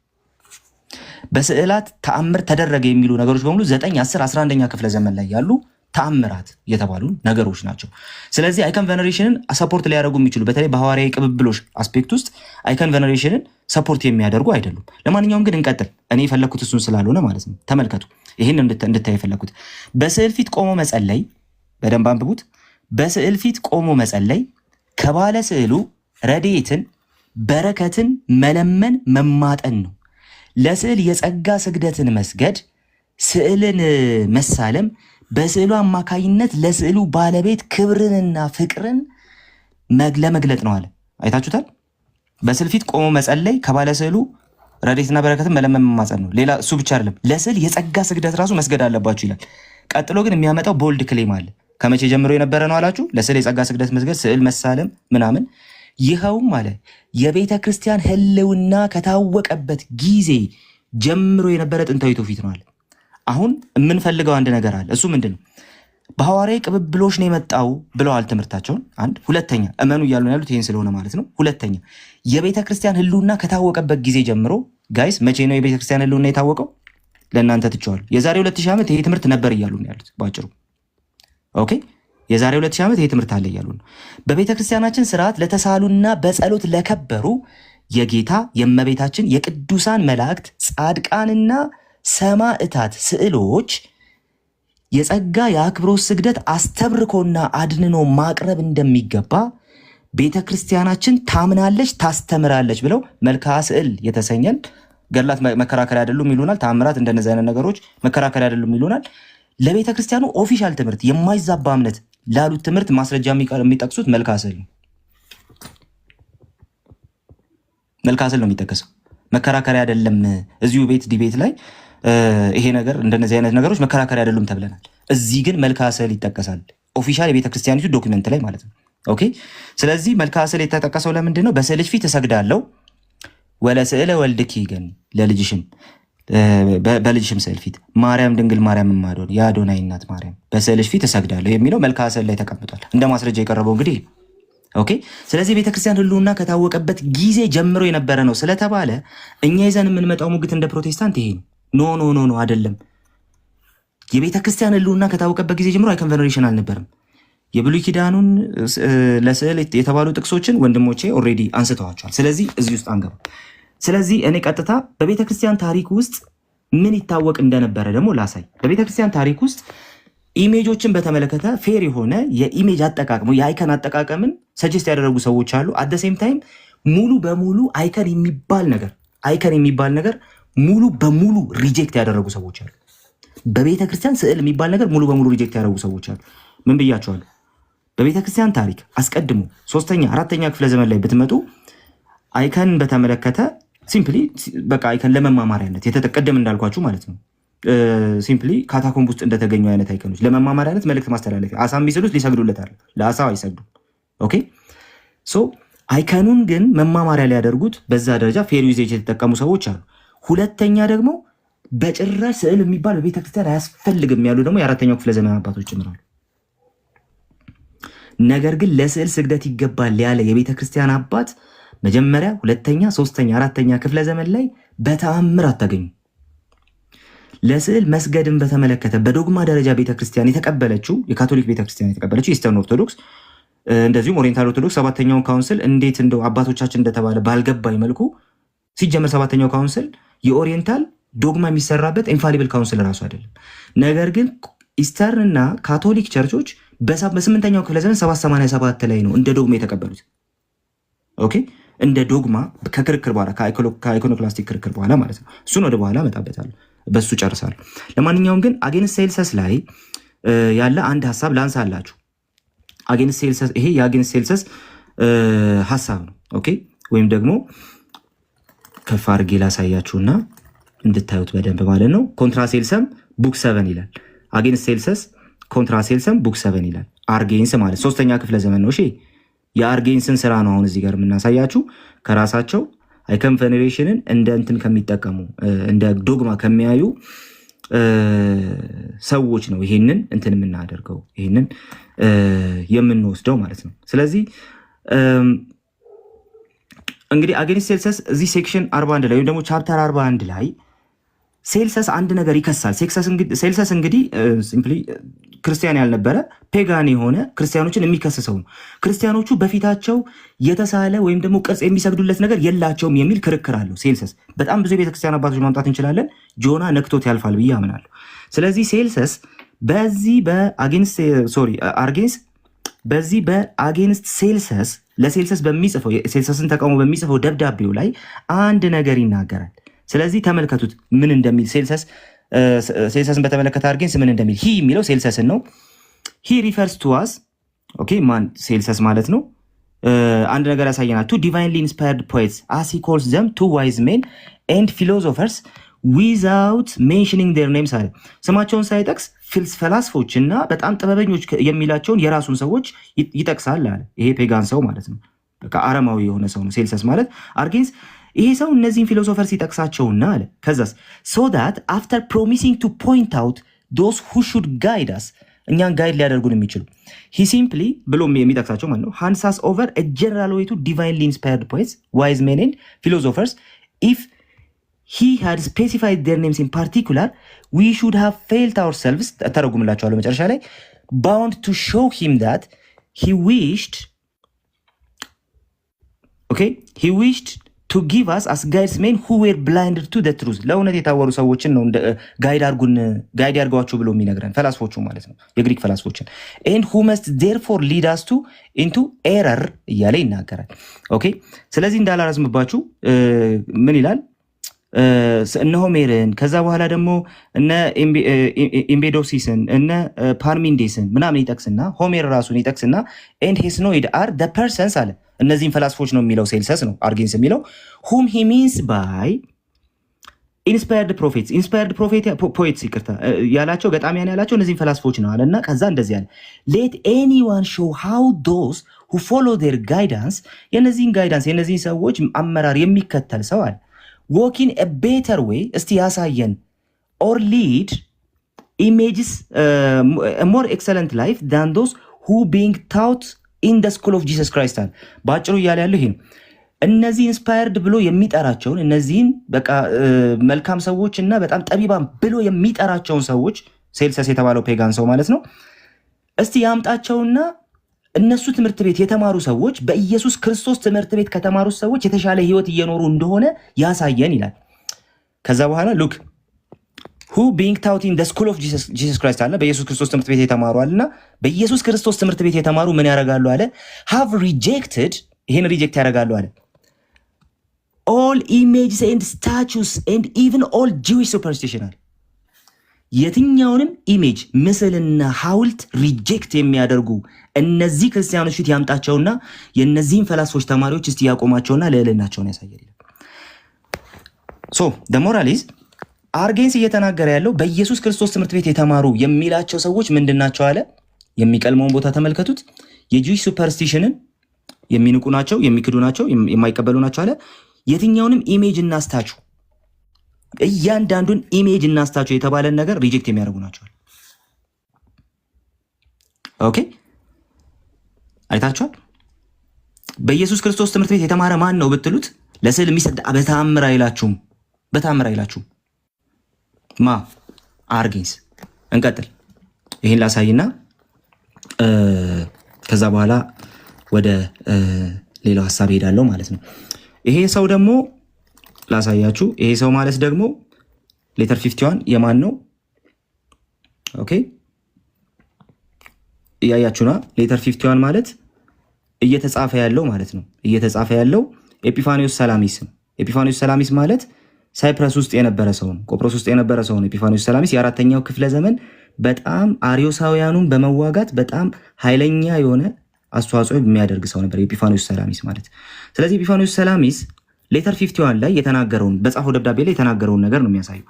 moreover I have heard that አለ certain persons have this grievance against me አለ የሆኑ ሰዎች አዝነውብኛል አለ when I accompanied you to the holy place called ቤቴል የምትባል ቦታ ስሄድ አለ there to join you in celebrating the collect after the use of the church I came to a villa called Anna Blata and as I was passing I saw a lamp burning there አለና ከዛ asking what place it was and learning it to be a church I went to pray and found there a curtain hanging on the doors of the said church dyed and embroidered it bore an image either of Christ or of one of the saints አለ።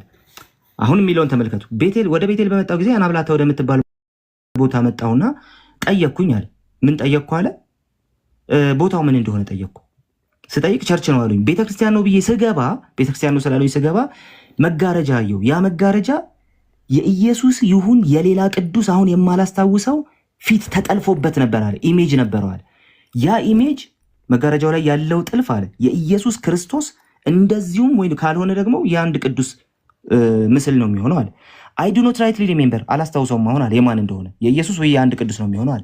Seeing this and being Lord an image of a man should be hung up in Christ's church contrary to the teaching of the scriptures ጭራሽ ኤጲፋኒዮስ ሰላሚስ ደግሞ ምንድነው የሚለው?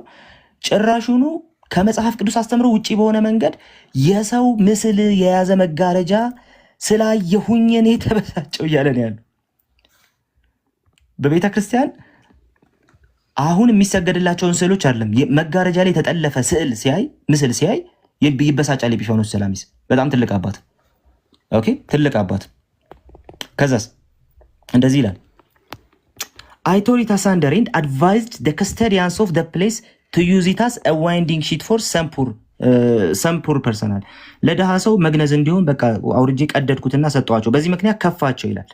ስለዚህ እኔ እንዳላደግማቸው እንትን በማለት እንዳላደግማቸው ከፋቸው ቢያንስ እንኳን ተካለን አሉኝልና ከዛ በኋላ ገዛውላቸው አለ። ልሙጥ የሆነ መጋረጃ ገዛውላቸው ይላል። ኦኬ ከዛ በኋላ የሚለውን ተመልከቱት። A place to take a curtain which I have sent from the hands of the reader and that you will afterwards give directions that አለ። ከዛ ይህን መጋረጃ ተቀበሉና ምን አድርጉ አለ that curtains of the other sort ሌላ አይነት መጋረጃ ምንት opposed us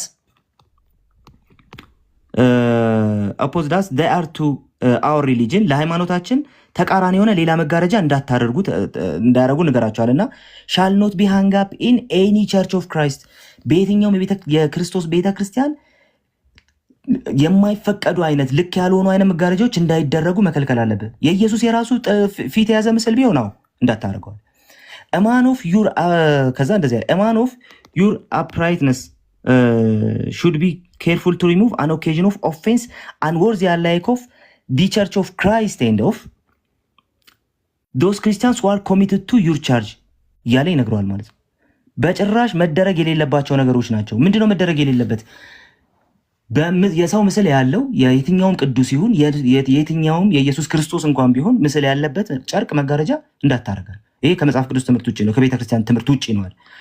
ወገኖቻችን ለስዕል መስገድ ሐዋርያዊ ነው ይሉናል። ሐዋርያዊ ቅብብሎሽ አለ ይሉናል። ኤጲፋኖስ ሰላሚ ሳያውቀው አርጌን ሳያውቀው ሌሎችንም መመልከት እንችላለን፣ ሌሎችንም ማየት እንችላለን። አያውቁት። በአጠቃላይ አይኮኖክላስት የሚባል ሴክሽን አለ፣ ወይም ደግሞ ስዕል በጭራሽ በቤተክርስቲያን ጥቅም ላይ መዋል የለበትም የሚል ሴክሽን ነበር የሚል ሰው ነበር፣ ወር ደግሞ የሚሉ አባቶች ነበሩ። እንደዚሁም ደግሞ እንዲሁ አይኮኖችን ለመልእክት መለዋወጫ የሚጠቀሙ ደግሞ አባቶች ነበሩ፣ ለመማማሪያነት የሚጠቀሙ አባቶች ነበሩ። በምንም አይነት ተአምር ለስዕል ግን የሚሰግድ የጸጋ ስግደት ለስዕል ይገባል ብሎ ያስተማረ አባት በመጀመሪያዎቹ 400 ዓመታት አታመጡ። በመጀመሪያዎቹ 400 ዓመታት ይሄንን ማምጣት በተአምር አትችሉም፣ አይቻልም። ለምን?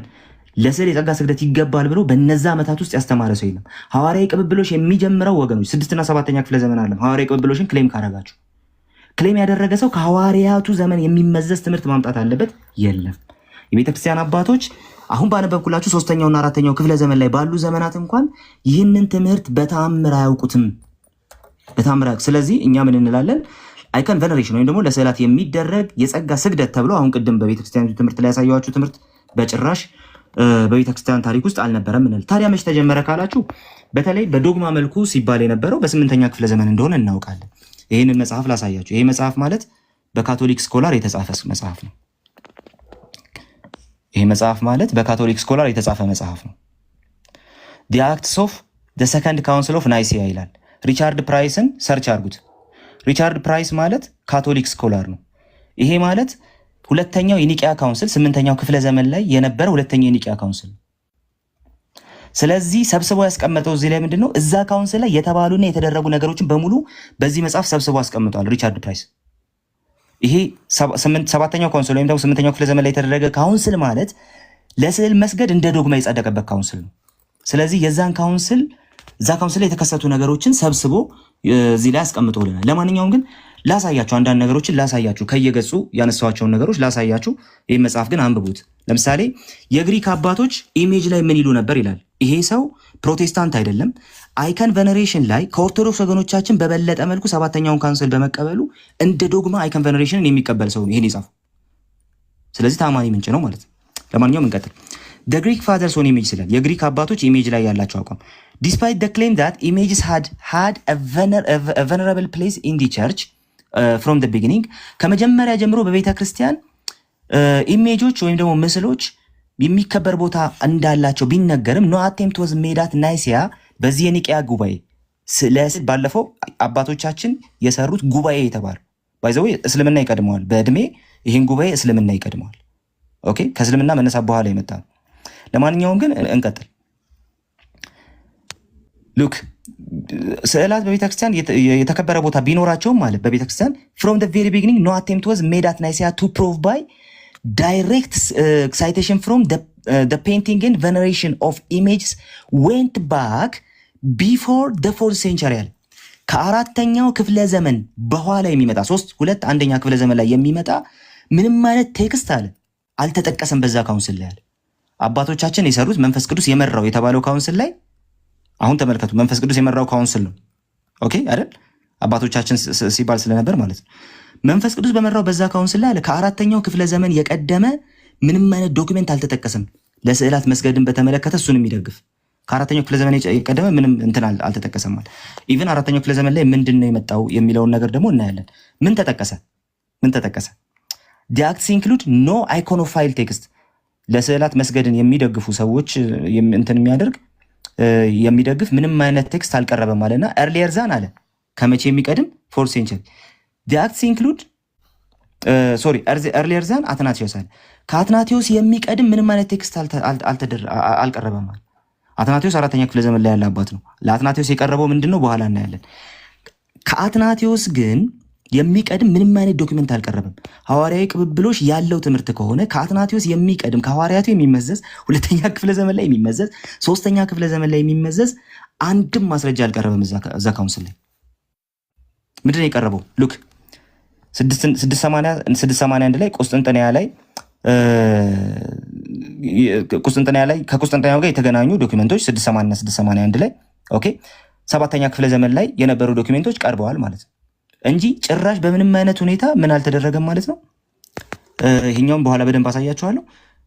አልቀረበም ማለት ነው። ወይም ደግሞ እዛ እና ከአትናቴዎስ ዘመን የሚቀድም ምንም አይነት ከሐዋርያት የሚመዘዝ ማስረጃ አልቀረበም።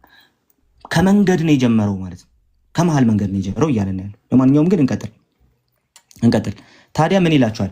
in the way in which the council of 787 ስዕላት የጸደቁበት ማለት ነው፣ ለስዕል መስቀል የጸደቀበት taught to prove that images and reverence towards images went back to the apostles without citing any text earlier than the 4th century ያለ ደገመለ ማለት ነው። እዚህ ከአራተኛው ክፍለ ዘመን የሚቀድም ምንም አይነት ሰነድ አልተጠቀሰም ማለት መንፈስ ቅዱስ መርቶታል በሚባለው ሐዋርያዊ ቅብብሎሽ አለው በሚባለው ሰነድ ላይ ማለት ነው። ምንድነው የቀረበው? ይኸው እየቀረቡ ያሉ ነገሮች ማለት ነው። እየቀረቡ ያሉ ነገሮች በሙሉ ምንድናቸው?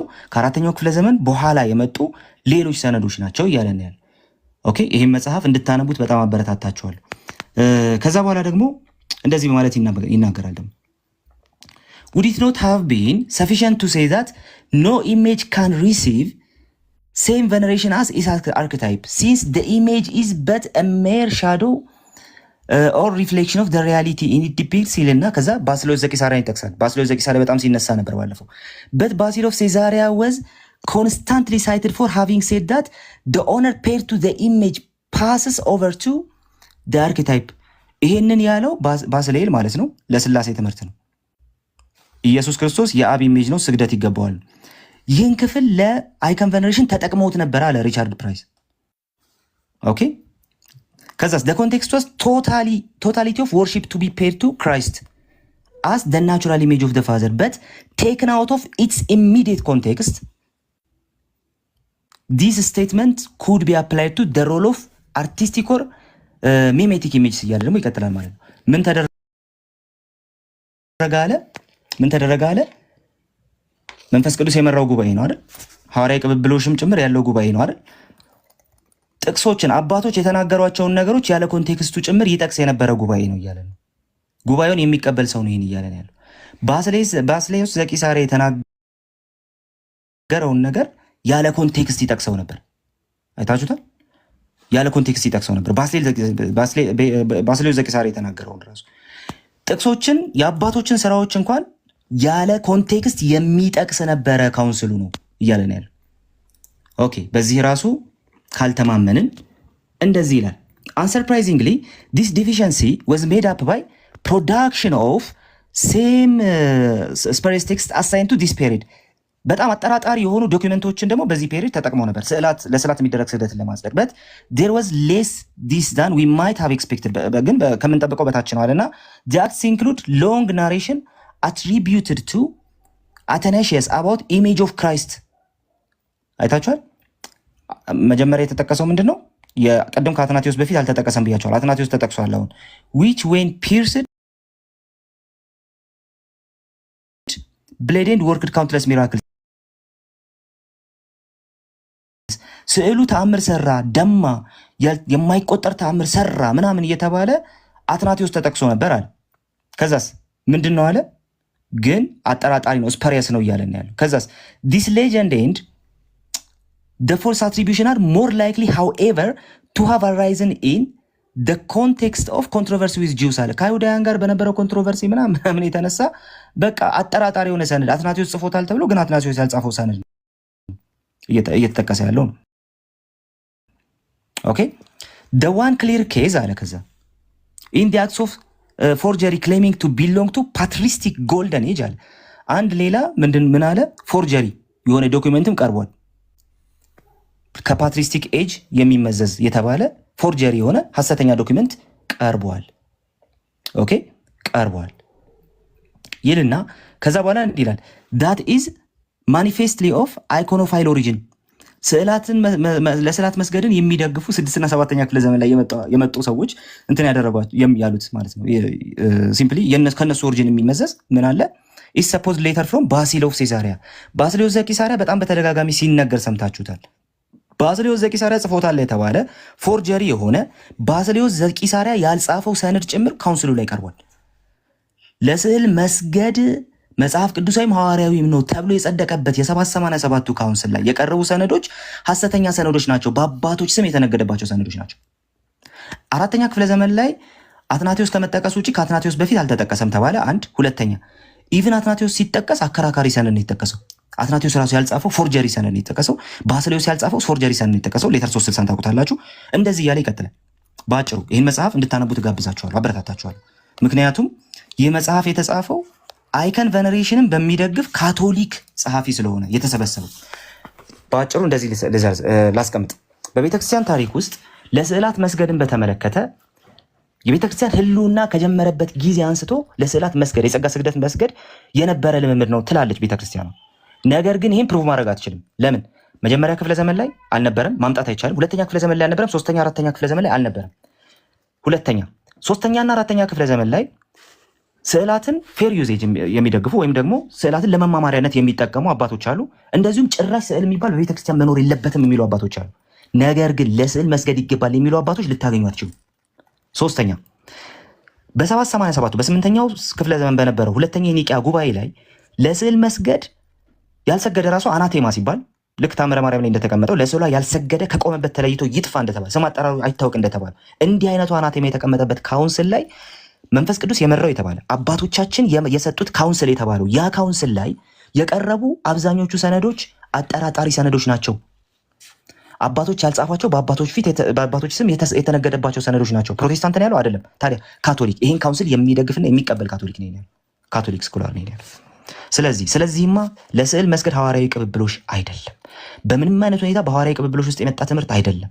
በምንም አይነት ሁኔታ ጌታ ኢየሱስ ያስተማረው ትምህርት አይደለም።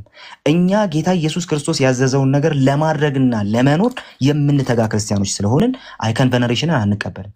ኢየሱስ አላስተማረውም፣ አባቶች አላስተማሩትም። አስተምረውታል ካላችሁ ደግሞ በእነሱ ስም መነገድ ነው፣ ወይም ደግሞ ሐሰተኛ ሰነድ ይዛችሁ ነው የምትቀርቡት። ከዚህ የተነሳ አይከን ቬነሬሽን በቤተ ክርስቲያን ታሪክ ውስጥ ምንም አይነት ጥሩ ቦታ የሌለው ትምህርት ነው። በኋለኞች ዘመናት የመጣ ትምህርት ነው። ኢቭን እስልምና የሚቀድመው ትምህርት ነው። ከዚህ የተነሳ አይከን ቬነሬሽንን ማንም ሰው መቀበል የለበትም እንላለን። ፕሮቴስታንት ሆነን የምንቀጥለው ጌታ ኢየሱስ ክርስቶስን ታዘነው እንድንኖር፣ በዚህ ደረጃ ታዘነው እንድንኖር የሚያስችል አቅም ስለሚሰጠን ነው እንላለን። ተባረኩ።